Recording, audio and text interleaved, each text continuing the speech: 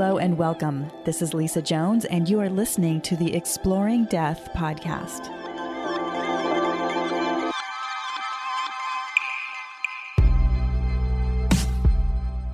Hello and welcome to the Exploring Death podcast. I'm Lisa Jones, your host, and today I have with me Petra Frese. Petra, the intuitive scientist, was educated as an engineer and scientist in Germany, where she was born and raised. She then became a volunteer firefighter in Switzerland, driving the 40-ton trucks. There, she turned into a hypnotherapist, relocated to the United States, and became a globally renowned speaker and award-winning best-selling author. She now mainly focuses on near-death experiences and out-of-body sensations based on very personal experiences with her family. Welcome, Petra. Thank you for having me. Thank you, Lisa. I am so excited to have you here. We met at the IANS conference this past August, and I had walked downstairs just to go check out because there were people that were doing readings and all sorts of fun things down there. And somebody was like, "Oh my God, Petra's here. Oh my God, I got to sign up. I got to sign up." And I'm like, "Oh my God, me too, me too." And I didn't know who you were or anything about you, but I had my little reading with you, and oh my goodness, it was just so amazing. And I just felt this instant connection with you. And so I'm just so excited to have you here on the show and to hear more about you, because I don't know that much. And especially, wow, you were driving big, giant firefighter trucks. So tell me what, I guess, like, was there an awakening that happened? Or, it sounds like when you were driving fire trucks, I don't know if you were a spiritual person then too, or what happened? Yes, this was one way for me to help people. And I think this is what was inside me all my life, talking about this lifetime. And after my near-death experience, it took me many, many years to even start talking about it.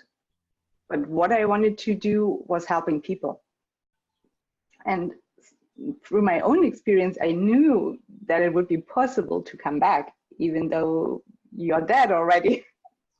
So this was my intention, I think, to be at the places where people need support in this way, to not give up too soon. Wow. And it just happened that the fire brigade in our village, they needed a driver, and I happened to have the driver license. And yeah, being at the right place at the right time with the right intention, this is what the universe does, right? They put us together exactly as we met, didn't know each other before, and it was this instant connection that you felt, I felt the same. Here we are. That's right. That's right. So Petra, tell us about your near-death experience, because that's really when all of this started happening for you. So I'd like to hear that. Okay, I try to make a long story short, and I focus on the one I would say was my first one, and I think the one that changed my life the most. This was after giving birth to our daughter. It was a pretty intense pregnancy. I spent 30 weeks in the hospital, and out of those 30 weeks, I spent 16 in the intensive care unit with her being pregnant, and the doctors had given us close to 0 chance to survive. So we decided against medical advice that we would continue the pregnancy, and yeah, then she came 4 weeks early, and delivery was what I would consider smooth. It was a natural labor, and after she arrived, I needed surgery because I had lost so much blood, and there was a lot of things going on due to my history. And I didn't come back. As they had done the surgery, they told my husband he could join me in the room and I would be back in a couple of minutes. And after 6.5 hours, I wasn't back yet. So this was my experience over there. And to me, it felt like an earthly time. I would have guessed it would have been 3 minutes, maybe 5, but not more. And to him, it was a very long time. And I've learned a lot. I've seen a lot. I carried it for a long time as a treasure, not knowing how to proceed, not knowing what to do next. To talk about this, was it all made up by my mind? But it was too intense. It was real. To me, it is real. And it took me 6 full years before I talked the very first time about this experience. And it was my husband I shared this experience with. And yeah, it was to him very intense. And with hindsight, I would start talking about this much, much sooner, because it is real. And today we know it is real. But I was lonely. I didn't know what to do with it. And I thought I would go crazy. I've never heard about that. And I started to learn about it and studied like crazy. And I applied what I've learned and the task I was given. I wanted to fulfill my task. I just didn't know how at that time. And I think one of the actions coming out of this experience was being a member of the firefighter department, driving the trucks.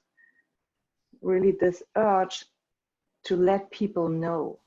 This was one of the messages I was given. People need to know. You have to share this message that there is an afterlife and the soul continues to live, even though the body might be worn out. The body might not function well at that time.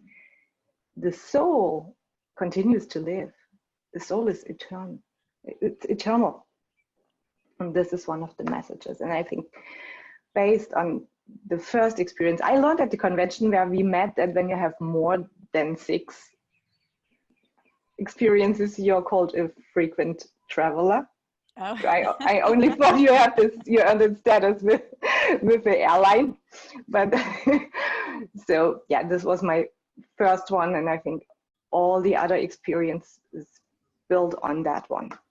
Right. Wow. That is amazing. So when you went to the other side, when you were unconscious for that 6 hours or dead, I mean, were you dead or unconscious or what? I mean, what was the... They didn't announce me dead, but they told my husband they don't know what's happening. There are no vital functions. They don't know what to do with me. But somehow I'm not dead, not really dead, but this was, and it was in 1994. Mm-hmm. Mm-hmm. Today might be a little different, yeah. but. Mm-hmm. But back then, right, nobody really knew. So did you have the classic, like, go through the tunnel, see the light? I mean, what kind of experience did you have when you went to the other side? First, I left my body and I looked from above, and I was amused because the thoughts I had was, oh, they are busy like little ants. And that's a good thing, because when they are busy with me, they cannot do any harm. This is what I was thinking. And then I was kind of pulled, and I had to turn away from my body, away from those doctors being busy. And I've seen the light, and it was a very short entrance. It wasn't really a long tunnel. It was just the bridge. It was not a bridge, it was a tunnel, but very short. And I was pulled into that light, this very warm, bright, amazing light. And I cannot say I've seen people, but I recognized the faces. I know whom I've seen. And the one person, she stood in front of the group of people. I know who she was at lifetimes. And she stopped me. And I complained because it was so comfortable over there. I wanted to move forward and I wanted to be there. And she told me that it's not my time yet, that they want to have me and that I'm welcomed, but it's not the right time yet. And that I had to go back because I have to fulfill a job. And I was absolutely confused. I knew that I just had given birth to our daughter, that I had a husband and a baby, but I wanted to stay over there. And my conscious thinking doesn't get it together, because this was my dream come true, to have a baby, to have a family. but I didn't want to come back. And they giving me all the information I needed to know at that time, and they pushed me back. And it was horrible. I didn't want to go, and there was nothing to hold on to. It was such an enormous force pushing me back into my body with all that pain and all that heaviness and all the struggles and the joy and the love and all that stuff. It was 6.5 hours later, or 6 hours and 40 minutes later. Wow. Yeah. Amazing. Yeah. And then that you weren't able to talk about it for 6 years because, you know, like you said, you thought you were going crazy. You didn't know what it was. And I mean, it certainly wasn't talked about as much as it is now. I mean, now there's much more of a open mind and community and research going on about it. So it's a blessing, I think, now for people that are experiencing it. Absolutely. I And absolutely people agree. talking out, you know, like you and like me and all these people writing books and all of that. So wow. So then, so tell me about your transition then from working with the fire department and becoming a hypnotherapist. How did you decide to follow that route? This was at the same time. So at the fire department was volunteer firefighter department. And our daughter was very sick with the age of 10 years old, extremely sick. And the medical doctors had given up on her. And they told us, quote unquote, she will not survive the night. You better say goodbye to her. And we took her home the very next morning. She was still breathing, and I decided to take her home. And she is healthy today. She's a young woman, so she's not, yeah, it's in our past. And I learned with hindsight that what I had done with her, this is hypnosis. I had no clue. I'm educated as an engineer and a scientist, and this was my world. And I still believe in science and engineering. But the experience with our daughter opened my mind that there's much more than we can scientifically explain and understand and repeat and predict. So, and I learned with hindsight what probably saved our daughter's life. This is what we call hypnosis, working with the mind. And I wanted to understand it. My scientific urge kicked in, and I wanted to understand what's going on. And I studied and I learned and I practiced. And many years later, I decided this is such a valuable tool. I want to share this with the world. I want to help people to tap into their own power. I want to be their guide. I want the world to know. And that's why I decided to become a hypnotherapist. I did all the certifications and I became an instructor. I teach hypnosis and help people with all different issues to use their own power, their power of the mind, and connect with their soul. That's wonderful. Do you have a story that you can tell about like a real transformation that happened through the hypnosis? I'm sure you've got hundreds. Yeah. I is got a lot. Is there one that pops into your mind right now? I have two that pop up, Okay, and I have to decide, and the one is well, you can do both. I'd love to hear both. Do we have time? Okay. And I wrote about them in my book also, but the one was a wonderful, wonderful woman. She had cancer, lung cancer, stage 4, and the medical doctors, the medical world had given her 2 to 3 weeks to live. And this was the moment when we met. She said, okay, I have 2, maybe 3 weeks to live. And I said, what do you need? And she said, 1 year. I need 1 year. And together been able to create this year in good health. Yes, she had cancer, but she was almost the entire time pain-free. She could live with her family. She could care for her family. And after 11 months and 2 weeks, it started the process of dying, and she had 15 more months. And she could finally die at peace. Wow. And it is hard because I really think it was too soon, and I miss her a lot. but it was very peaceful. And she did not lose her dignity. It was a peaceful process filled with love. Beautiful. And the other story I want to share is a couple. They couldn't become pregnant, and they went through the entire scientific world. They spent tons of money, and it accumulated in the sentence, you can't become biological parents in this life. And we had 4 sessions. And this year, I was able to hold the baby in my arms. Oh my God, you're going to make me cry. After 10 years of not getting pregnant, after losing hope, being desperate, trying everything what science has to offer. And then we had 4 sessions together, and I worked with the man, with the now father. So yeah, and the baby boy is healthy. They had a natural pregnancy. Everything happened naturally, natural birth, and it's a wonderful, wonderful baby boy. And it's so much joy to see and feel that family.